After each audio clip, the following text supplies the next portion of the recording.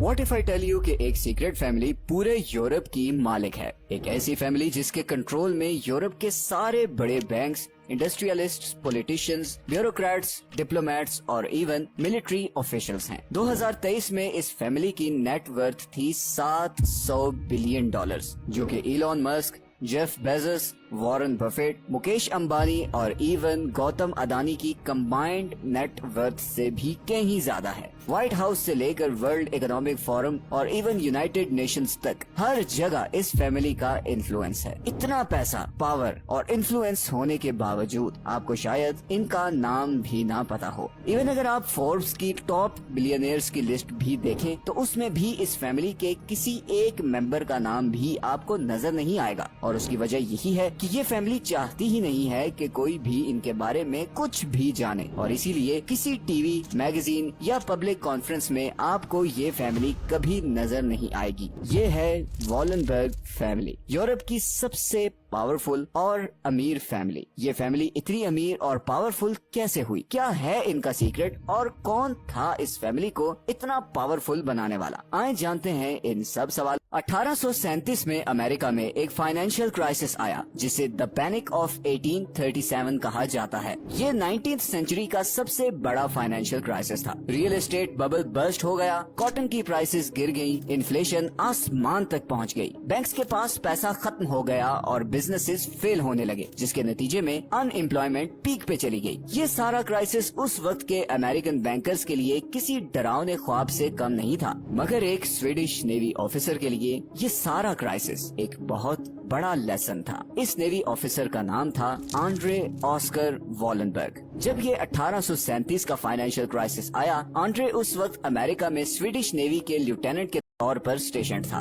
उसने इस सारे क्राइसिस को बड़ा क्लोजली मॉनिटर किया। वो ये समझ चुका था कि इस सारे क्राइसिस के जिम्मेदार अमेरिकन बैंकर्स हैं। उनकी इनकॉम्पिटेंस में आंड्रे के लिए लेसन था कि बैंक्स को कौन सी गलतियां नहीं करनी चाहिए, और ये भी कि उसके अपने कंट्री के बैंक्स एक बहुत बड़ी अपॉर्चुनिटी मिस कर रहे हैं। असल में उस टाइम स्वीडिश बैंक्स बड़े ही घिसे पिटे तरीके से चल रहे थे। सबसे बड़ा प्रॉब्लम ये था कि एक जगह से दूसरी जगह पैसे भेजना बहुत मुश्किल था, इंटरेस्ट रेट्स बहुत ही लो थे, और सबसे बढ़कर स्वीडिश बैंक्स किसी भी इंडिविजुअल या कंपनी को लोन नहीं देते थे। मतलब बैंक्स सिर्फ एक लॉकर या तिजोरी के तौर पर काम कर रहे थे। मतलब ऐसे टाइम पर जब स्वीडन में इंडस्ट्रियलाइजेशन स्पीड पकड़ रही थी, मल्टीनेशनल्स लॉन्च हो रही थी, स्वीडन की इकोनॉमी जबरदस्त बूम एक्सपीरियंस कर रही थी और रेल रोड इंफ्रास्ट्रक्चर डेवलप हो रहा था। स्वीडिश बैंक्स लोन न देने की वजह से इन सारी अपॉर्चुनिटीज को मिस कर रहे थे। देखिए, बैंक्स बहुत पावरफुल चीज होते हैं, इतने पावरफुल कि आज अमेरिका इन्हीं बैंक्स के थ्रू पूरी दुनिया को कंट्रोल कर रहा है। बैंक्स की ये पावर आती है उनके बिजनेस मॉडल से। अब बैंक्स का बिजनेस मॉडल क्या है? ये बैंक्स कैसे काम करते हैं? बहुत ही सिंपल वे में अगर समझाऊं तो बैंक्स आपके दिए हुए पैसे को आगे किसी और इंसान या कंपनी को एज अ लोन देते हैं और फिर उस पर इंटरेस्ट चार्ज करते हैं, जो कि उनका प्रॉफिट होता है। फॉर एग्जाम्पल, दो लोग हैं, एक मैं और एक मेरा दोस्त अली। अब सपोज करें मैंने बैंक में 1000 रुपए सेविंग अकाउंट में डिपॉजिट करवाए और बैंक उस 1000 पर मुझे 5% इंटरेस्ट देता है, लेकिन फिर बैंक वही 1000 रुपए आगे अली को लोन देता है और उससे 10% इंटरेस्ट रेट चार्ज करता है। इस तरह बैंक को 5% इंटरेस्ट बचता है और वो उसका प्रॉफिट है। ये सिर्फ एक सिंपल सी डेफिनेशन है बैंकिंग की। इसके अलावा बैंक्स रियल एस्टेट, बिजनेसेस और स्टॉक एक्सचेंज में भी आपका पैसा इन्वेस्ट करते हैं और उससे प्रॉफिट कमाते हैं, मगर आपको सिर्फ वही 5% मिलता है। खैर, उस स्वीडिश बैंक्स ये लोन देने का काम बहुत लिमिटेड स्केल पर कर रहे थे और लोगों को सिर्फ डिपॉजिट की फैसिलिटी दे रहे थे, और इस तरह प्रॉफिट कमाने की एक बहुत बड़ी अपॉर्चुनिटी भी मिस कर रहे थे। यही वो अपॉर्चुनिटी थी जो आंड्रे ने रियलाइज की और 1856 में स्वीडन के कैपिटल स्टॉकहोम्स में अपना बैंक खोला, जिसका नाम था स्टॉकहोम्स एनस्किल्डा बैंक, या शॉर्ट फॉर्म में SEB। आज से 200 साल पहले बैंक ओपन करना इतना मुश्किल नहीं था जितना आज है। आज तो इतनी रेगुलेशंस और कैपिटल रिक्वायरमेंट हैं कि आम आदमी तो सोच भी नहीं सकता। 19वीं सदी میں بینک اوپن کرنا اتنا آسان تھا جتنا کوئی جیولری سٹور کھولنا۔ SEB نے پہلی دفعہ سویڈن میں لوگوں کو یہ آپشن دی کہ وہ اپنا پیسہ اس بینک میں ڈپازٹ کریں اور بدلے میں ان کی سیونگ پہ ایک فکسڈ انٹرسٹ ریٹ ملے گا۔ سویڈن کے لوگوں کے لیے یہ ایک بالکل نئی چیز تھی، بیکاز ان کے نزدیک تو بینک کا کام صرف یہ تھا کہ وہ آپ کے پیسے کو سیو کرے جیسے کوئی لاکر یا تجوری ہوتی ہے، پر اب انہیں اپنی سیونگز پر پروفٹ مل رہا تھا۔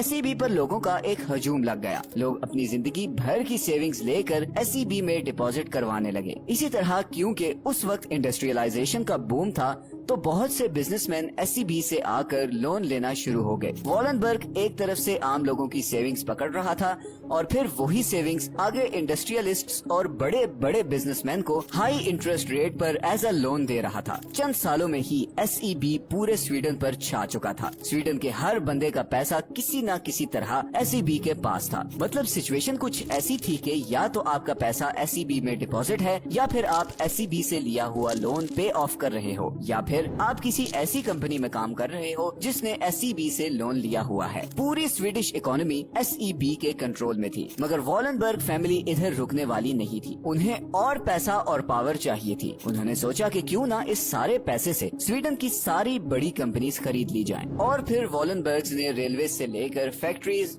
Shipping ports, press, real estate, ہر چیز میں پیسہ انویسٹ کرنا شروع کر دیا۔ سویڈن کی شاید ہی کوئی انڈسٹری ہو جس میں والنبرگز کے سٹیکس نہ ہو۔ سویڈن کی ساری اکانومی، سارا پیسہ، سارے لوگ صرف ایک فیملی کے کنٹرول میں تھے، اور یہ کنٹرول اب سویڈن سے نکل کر یورپ اور پھر پوری دنیا میں پھیلنے والا تھا۔ والنبرگ فیملی کی اسی بڑھتے ہوئے کنٹرول کو دیکھتے ہوئے سویڈش گورنمنٹ نے 1916 میں ایک لا پاس کیا جس کے اکارڈنگ کوئی بھی بینک کسی بھی کمپنی کے لانگ ٹرم شیئرز ہولڈ نہیں کر سکتا تھا۔ یہ ایک بہت بڑا سیٹ بیک تھا والنبرگ فیملی کے لیے، مگر انہوں نے اس کا بھی سولوشن نکال لیا۔ والنبرگز نے انویسٹر AB کے نام سے ایک نئی کمپنی بنائی اور SEB کے انڈر جتنی بھی کمپنیز تھیں ان کی اونرشپ انویسٹر AB کو ٹرانسفر کر دی۔ اگلے 20 سالوں میں انویسٹر AB اتنی پاورفل ہو چکی تھی کہ پورے سویڈن کی 40% ورک فورس اس ایک کمپنی کے لیے کام کر رہی تھی۔ اور پھر ورلڈ وار 2 شروع ہو گئی، اور یہاں پر اب وہ پوائنٹ آنے والا ہے جو میں چاہتا ہوں کہ آپ میں سے ہر کوئی بہت دھیان سے سنیں۔ ورلڈ وار 2 دو گروپس کے بیچ میں لڑائی تھی۔ ایک گروپ ایلائز کہلاتا تھا اور اس میں برٹن، امریکہ، سوویت یونین اور فرانس جیسے کنٹریز تھے، اور دوسری طرف ایکسس گروپ تھا جس میں جرمنی، اٹلی اور جاپان تھے۔ ان دونوں گروپس کے لوگ ایک دوسرے کو جانی دشمن سمجھتے تھے۔ ان کو ایسا برین واش کیا گیا تھا کہ کوئی بھی گروپ دوسرے کو کمپلیٹلی تباہ کیے بغیر اس سے بات کرنے کو تیار نہیں تھا۔ دونوں طرف سے لاکھوں لوگ مارے جا رہے تھے، اور وہیں والنبرگ فیملی اس کشمکش میں تھی کہ انہیں ان دونوں گروپس میں سے کس سے زیادہ پروفٹ مل سکتا ہے، اور پھر انہوں نے بھی وہی کیا جو روتھشائلڈ فیملی نے کیا تھا۔ والنبرگ فیملی نے ایک طرف امریکہ اور برٹن کو ہیوی لونز دینا شروع کر دیے، اور دوسری طرف انہوں نے امریکہ اور برٹن کے دشمن جرمنی کی ساری بڑی ہتھیار بنانے والی کمپنیز کو خریدنا شروع کر دیا تاکہ جرمنی کو ویب نہ ہو۔ اور یہ سب والنبرگ کسی چیریٹی کے لیے نہیں کر رہے تھے، بلکہ انہوں نے ان تینوں کنٹریز سے سیکرٹ ایگریمنٹس کیے جس کے اکارڈنگ وار ختم ہونے کے بعد ایک طرف جرمنی SEB کو فری آف کاسٹ جرمنی میں برانچز کھولنے دے گا، اور ساری پوسٹ وار ڈیولپمنٹ فنڈنگ SEB کے تھرو ہی ہوگی، اور اسی طرح امریکہ اور برٹن میں بھی SEB کو اسپیشل ریلیکسیشنز دی گئیں۔ ایک چیز ہمیشہ یاد رکھیں، بزنس مین کبھی گھاٹے کا سودا نہیں کرتا، اور وار سب سے رشیا یوکرین وار کے بارے میں ایسی رپورٹس لیک ہوئی ہیں جن سے پتا چلتا ہے کہ یہ وار کیوں لمبی ہوتی جا رہی ہے۔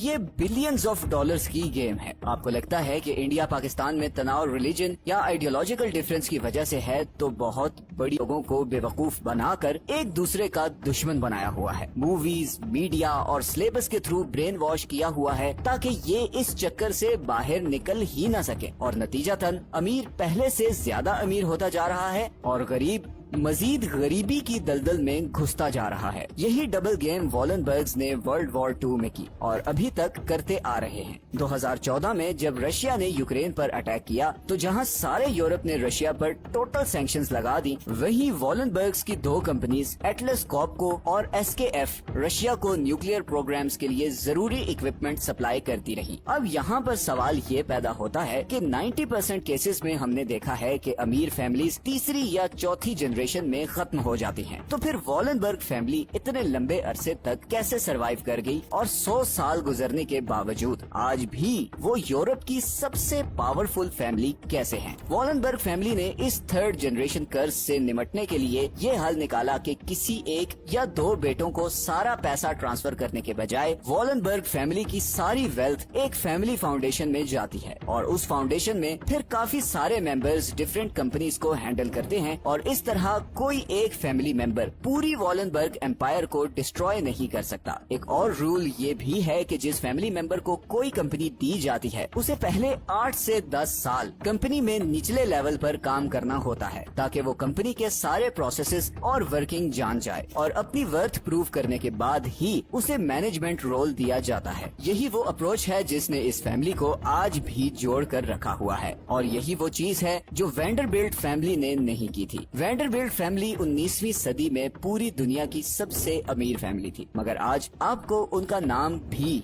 कहीं सुनने को नहीं मिलता। 1973 में जब वैंडरबिल्ट फैमिली का एक रियूनियन हुआ तो उसमें कोई एक फैमिली मेंबर भी मिलियनेयर नहीं था। पैसा, अमीरी, पावर, ये बहुत ही खतरनाक चीजें हैं। इस वीडियो में तो सिर्फ कुछ एग्जांपल्स शेयर की हैं हमने आपके साथ। तारीख गवाह है कि इंसान बहुत ही सेल्फिश साबित हुआ है, इतना सेल्फिश कि दूसरे की लाश पे भी उसे अपना फायदा नजर आए तो वो पीछे नहीं हटेगा। अगर आपको आज की वीडियो पसंद आई है तो इसे लाइक और चैनल को सब्सक्राइब जरूर कर दें और नीचे कमेंट्स में अपनी ओपिनियन जरूर दें। ये हैं वो सारे सोर्सेज जहां से हमने इस वीडियो के लिए कंसल्ट किया है। मिलते हैं नेक्स्ट वीडियो में एक और इंटरेस्टिंग टॉपिक के साथ। अल्लाह हाफिज।